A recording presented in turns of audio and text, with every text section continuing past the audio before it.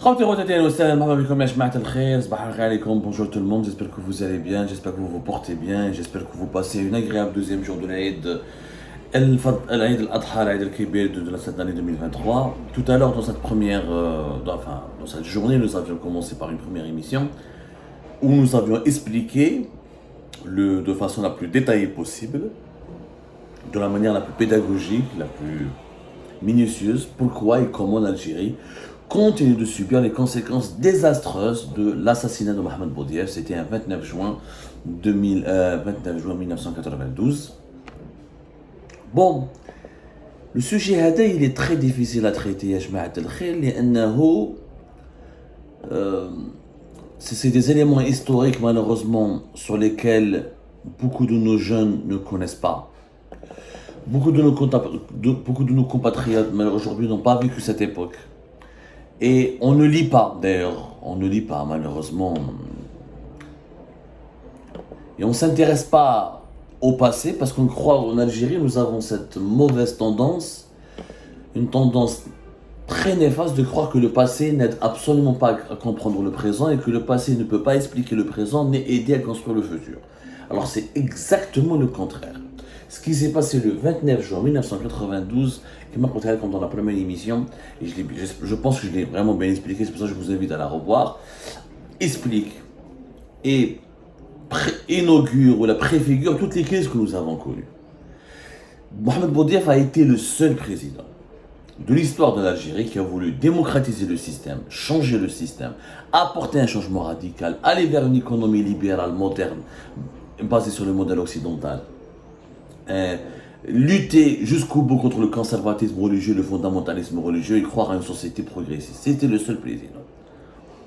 Boumediene avait des idées intéressantes, mais c'était un dictateur. Il ne croyait pas à la démocratie. Il voulait un autoritarisme absolu.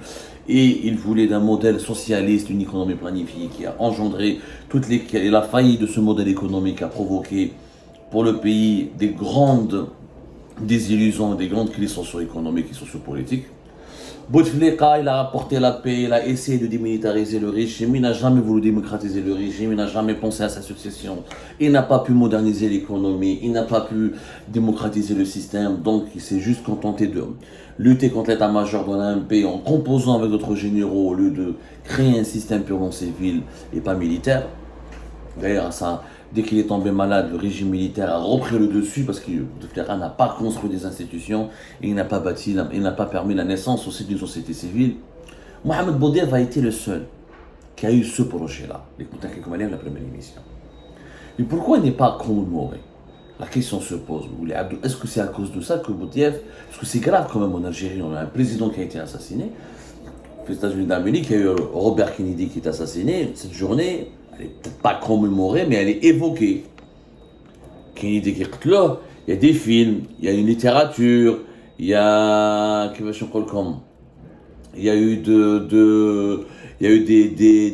des documentaires, les gens en parlent.